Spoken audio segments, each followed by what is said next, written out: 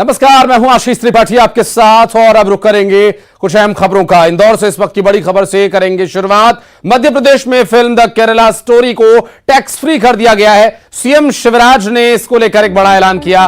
मुख्यमंत्री शिवराज सिंह चौहान ने ऐलान किया कि मध्य प्रदेश शासन की तरफ से इस फिल्म को टैक्स फ्री कर दिया गया। को यह फिल्म जरूर ज्यादा से ज्यादा लोग इस फिल्म को देखें, इसके लिए इस फिल्म को टैक्स फ्री किया गया है। मुख्यमंत्री शिवराज सिंह चौहान ने यह ऐलान किया और इस ऐलान के साथ साथ उन्होंने इस बात का भी जिक्र किया कि इस फिल्म को देखना क्यों जरूरी है। दरअसल फिल्म द केरला स्टोरी को टैक्स फ्री किए जाने के पीछे का जो मकसद मुख्यमंत्री शिवराज सिंह चौहान ने बताया, उनका यह कहना है कि यह फिल्म शिक्षित करती है और अभिभावकों को, बच्चों को यह फिल्म जरूर देखनी चाहिए। फिल्म द केरला स्टोरी, इस फिल्म से शिक्षा मिलती है, ये बच्चों को शिक्षित करती है और मध्य प्रदेश में भोपाल में यह फिल्म टैक्स फ्री कर दी गई है। आपको बता दें, सीएम शिवराज सिंह चौहान ने इसका ऐलान किया और द केरला स्टोरी, जिसको लेकर कई तरह के विवाद सामने आते रहे हैं, जिसमें इस फिल्म को बैन किए जाने की भी मांग अदालत तक पहुंची, लेकिन इस पूरे मामले पर अदालत ने भी इसे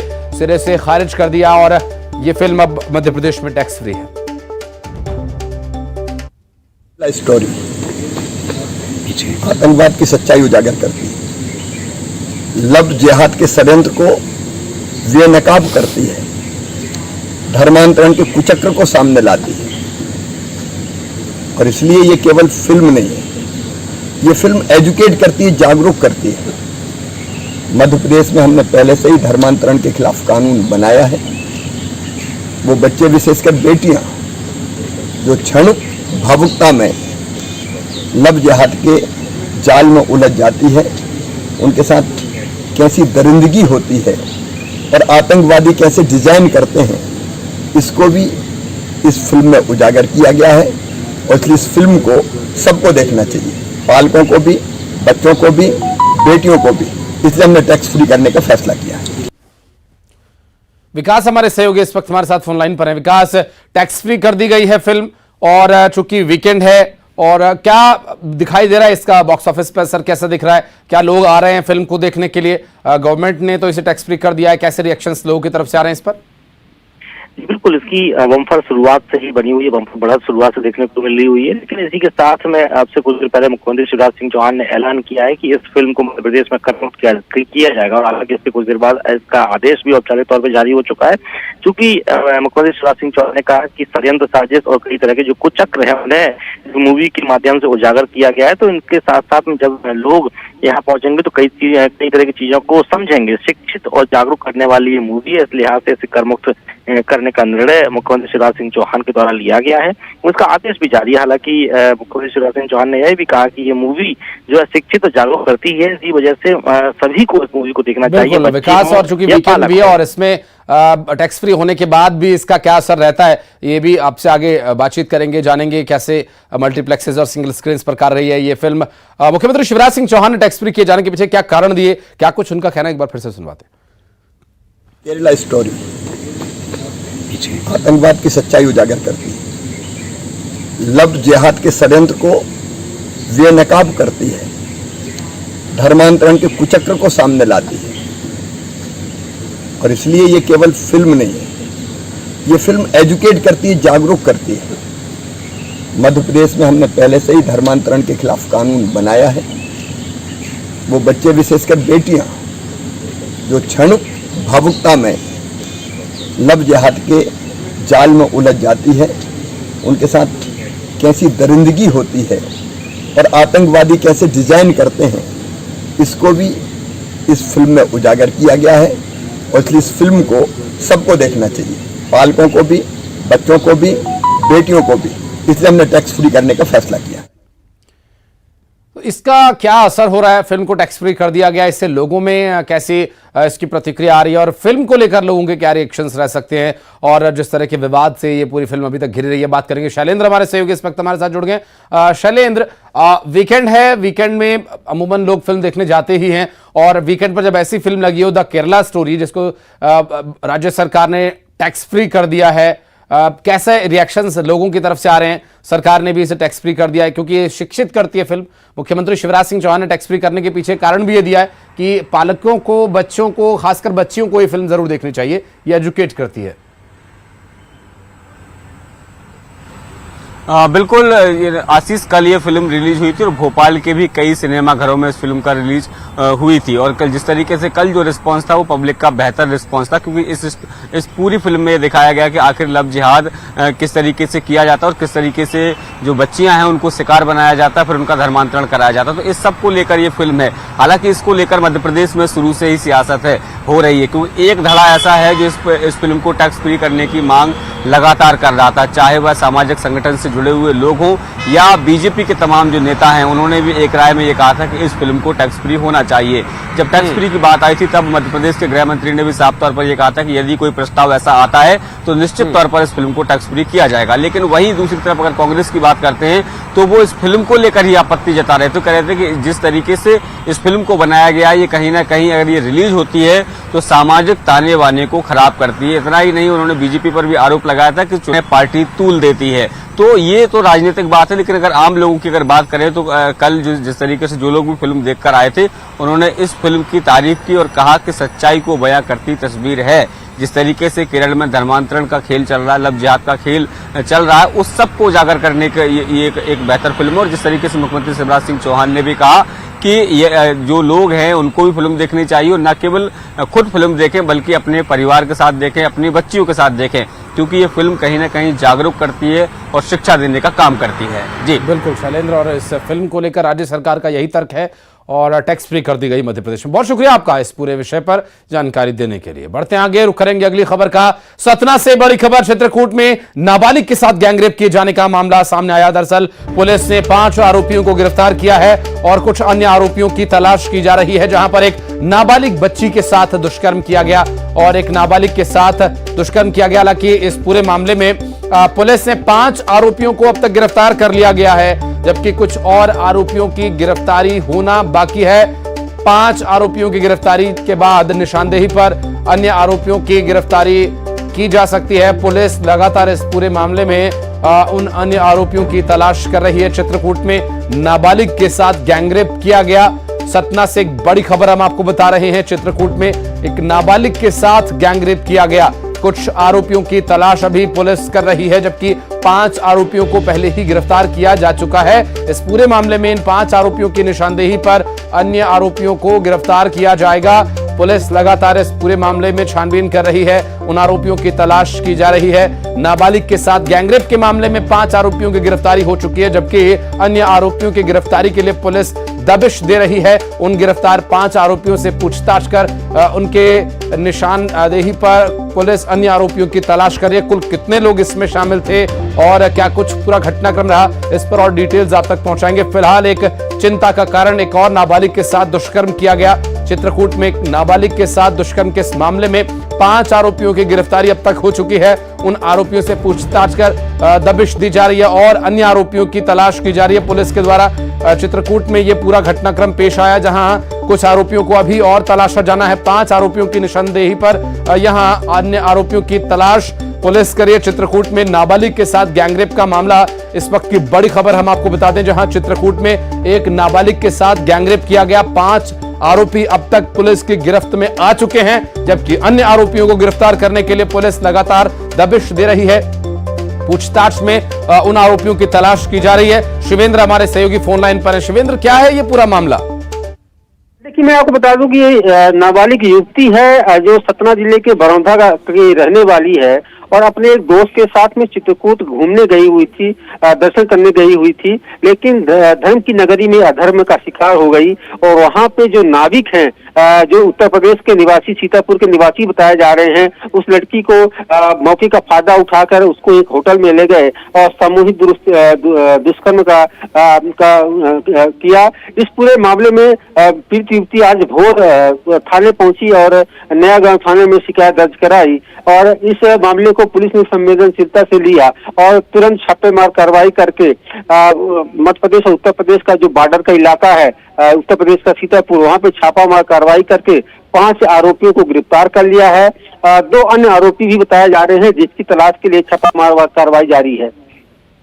और लगभग कितने इसमें कुल आरोपी शामिल हैं शिवेंद्र? देखिए, इस पे 7 आरोपी चिन्हित हुए हैं, जिनमें से 5 को गिरफ्तार कर लिया गया है।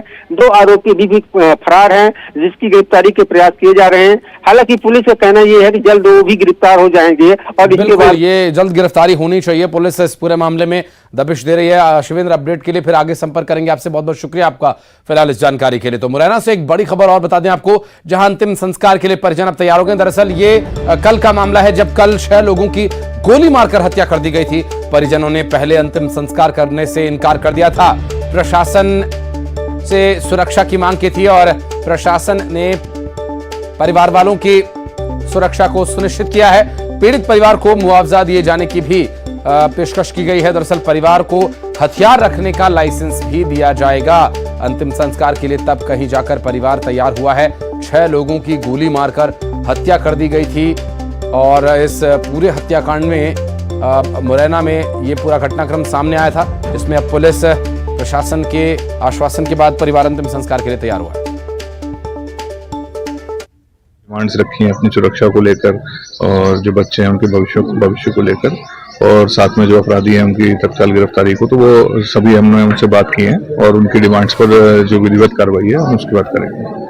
अभी जो 9 आरोपी FIR में बताए हैं उसमें से 2 लोगों को हम लोगों ने राउंड अप कर लिया है और उसके अलावा बाकी अन्य लोगों के लिए हम लोगों ने टीम्स पूरी लगाई हुई है क्षेत्र में, और सभी जगह पे जहां उनकी जानकारी या होने की संभावना हम लोग को लग रही है वहां पर दबिश दी जा रही है और शीघ्र उनको गिरफ्तार किया जाएगा। हमारे अंतिम संस्कार में यह आश्वासन दिया गया है कि आप लोगों को सुरक्षा गार्ड दिया जाएगा, आप लोगों के परिवार को 5 लाइसेंस दिए जाएंगे और जो बच्चे हैं, जो मातारी खत्म हो गई हैं, जो बच्ची हैं शादी के लोग, उनको 5 लाख रुपए दिए जाएं, 5-5 लाख रुपए उन सभी को। और जो ग्रामीण योजना के जो मतलब अंतर्गत जो भी जो नियम हैं, जो अपने आवास वगैरह, इनकी भी पूर्ति करेंगे।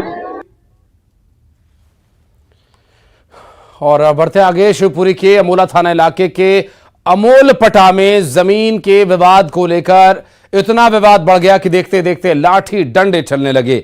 2 गुटों के बीच लाठी और डंडे चले, जिसमें एक गंभीर रूप से कई लोग घायल हो गए। जमीन विवाद में आगे क्या कुछ हुआ, हमारे सहयोगी की रिपोर्ट देखिए।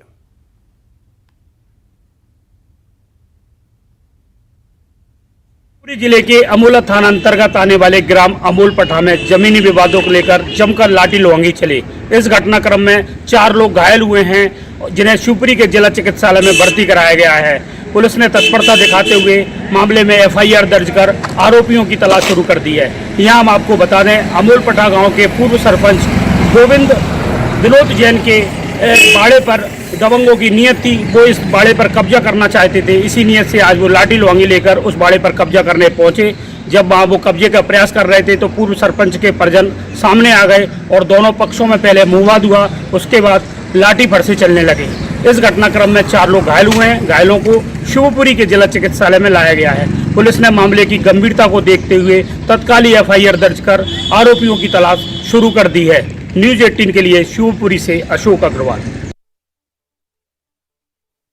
और हमारे रोज के दिनचर्या में ऐसी कई बातें होती हैं जो जिंदगी को थोड़ा मुश्किल कर देती हैं। हर रोज का काम ठप पड़ जाता है, इनमें बिजली सबसे महत्वपूर्ण है। और जब गर्मी अपने चरम पर होती है और ऐसे में बिजली चली जाए तो एक गंभीर परेशानी हो जाती है। दरअसल भोपाल के कई इलाकों में बत्ती गुल है। बिजली के काम, मेंटेनेंस का काम होने की वजह से हलालपुरा, गौतम नगर, नारियल खेड़ा से लेकर पटेल नगर तक बत्ती गुल है। अब ऐसे में सवाल यह है कि बिजली विभाग मेंटेनेंस कब तक कर पाएगा और कब आएगी बिजली।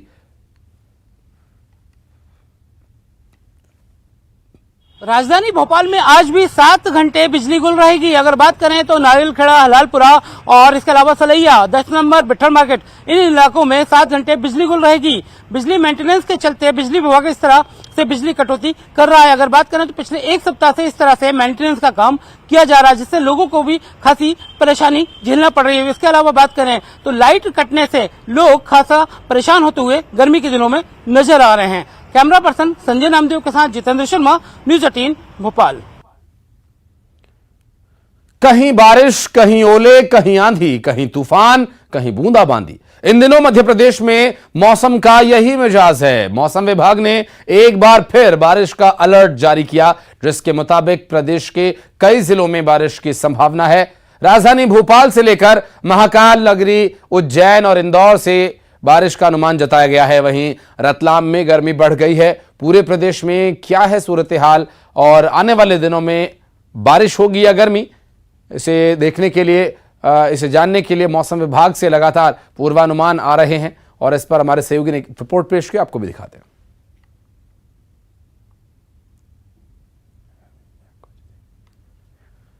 मध्य प्रदेश में अब जल्द ही बारिश का दौर थमने जा रहा है, क्योंकि जो पश्चिमी विक्षोभ बन रहे थे अब वो धीरे धीरे कमजोर पड़ते नजर आ रहे हैं। और मौसम विभाग की माने तो मध्य प्रदेश के कुछ हिस्सों में आज और कल बारिश जरूर होगी, लेकिन वो किसी चक्रवात या विक्षोभ के चलते नहीं, बल्कि बादलों में जो नमी है और दिन में जो बादलों का टेम्परेचर जो बढ़ रहा है उसके चलते जो है वो बारिश रिकॉर्ड होगी। अगर मध्य प्रदेश के लिहाज से देखें तो लगातार कुछ इलाके हैं जिनमें बारिश हो रही थी, और भोपाल राजधानी के हिसाब से देखें तो 23 साल का रिकॉर्ड जो है वो बारिश का टूटा है। 2000 में 112 मिलीमीटर बारिश दर्ज की गई थी, वहीं 2023 के मई की बात करूं तो 130 मिलीमीटर बारिश दर्ज की गई। हालांकि 7 मई से 9 मई के बीच में एक नया पश्चिमी विक्षोभ में बनने वाला है, लेकिन उसका असर जो है वो मध्य प्रदेश पर देखने को नहीं मिलेगा। यानी ये कहा जाए कि अब धीरे धीरे दिन का और रात का जो सामान्य तापमान होना चाहिए था।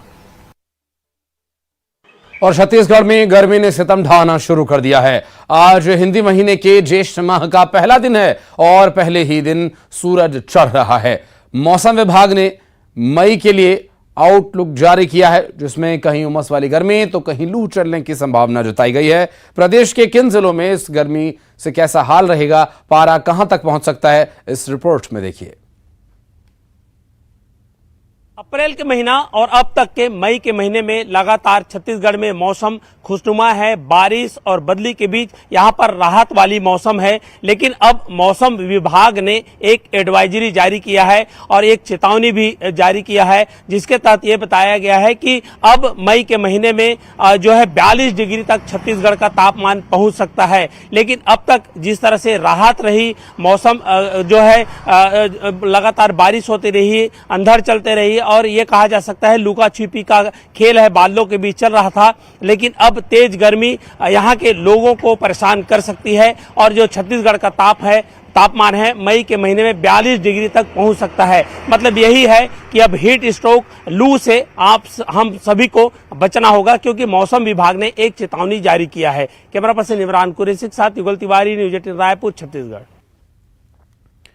और छत्तीसगढ़ में रेल यात्रियों की परेशानी बढ़ती जा रही है। रायपुर में मेगा ब्लॉक की वजह से रेलवे लाइन प्रभावित हुई, जिससे दुर्ग से खुलने वाली ट्रेन लेट चलेंगी और कुछ ट्रेन आज भी रद्द रहेंगी, जिससे चलते यात्रियों को काफी परेशानी का सामना करना पड़ रहा है। रेलवे स्टेशन पर इंतजार करना पड़ रहा है। कौन कौन सी ट्रेन आज रद्द होंगी, कौन सी लेट होंगी, ये रिपोर्ट देखिए।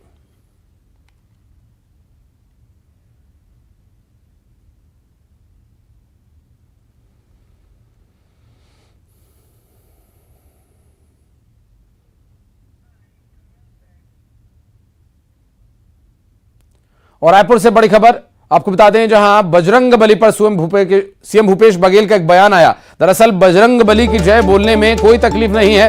15 साल में बीजेपी ने कभी रामायण नहीं कराई, बीजेपी ने कभी कौशल्या मंदिर नहीं बनवाया। हम रामायण भी करा रहे हैं, रामायण मंडली को 5000 भी दे रहे हैं। बजरंग बली हमारे आराध्य हैं और करप्ट लोगों की पार्टी बन गई है बीजेपी। मणिपुर में आग लगी हुई है, वहां डबल इंजन की सरकार है, बीजेपी उस पर क्यों कुछ नहीं बोलती। मुख्यमंत्री भूपेश बघेल ने बड़ा बयान दिया रायपुर में।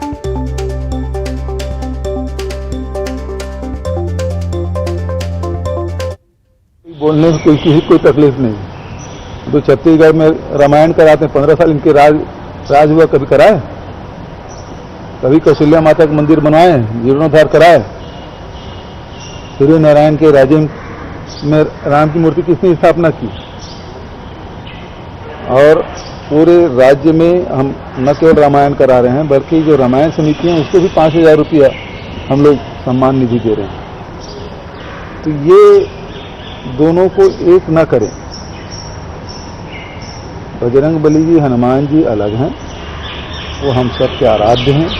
चल प्रदेश में आग लगी है, 12 में से 8 जिला में देखती गोली मारने का आदेश है। डबल इंजन की सरकार है वहां, उसके बारे में क्यों नहीं बोल रहे हैं? तो जो खुद। और रायपुर से बड़ी खबर, नारायण चंदेल के बयान पर सीएम का पलटवार। नारायण चंदेल पहले अपने नेताओं के संपर्क में रह लें, सीएम का कहना। और बस्तर में बैठक होती है और नेता प्रतिपक्ष गायब रहते हैं। नारायण चंदेल ने कहा कि बीजेपी के संपर्क में हैं कांग्रेस के नेता, उस पर जवाब दे रहे हैं भूपेश बघेल। उनका कहना है कि पहले अपने नेताओं से संपर्क करें। अपने नेताओं के संपर्क में रह लें। बस्तर में बैठक होती, नारायण चंदेल जी गायब रहते हैं, नेता प्रतिपक्ष। तो ये जितने नेता हैं पुराने, जिसमें रमन सिंह जी हो गए, धरमलाल कौशिक जी हो गए, नारायण चंदेल जी, सबको। और एक छोटे से ब्रेक के लिए जल्द लौटते हैं।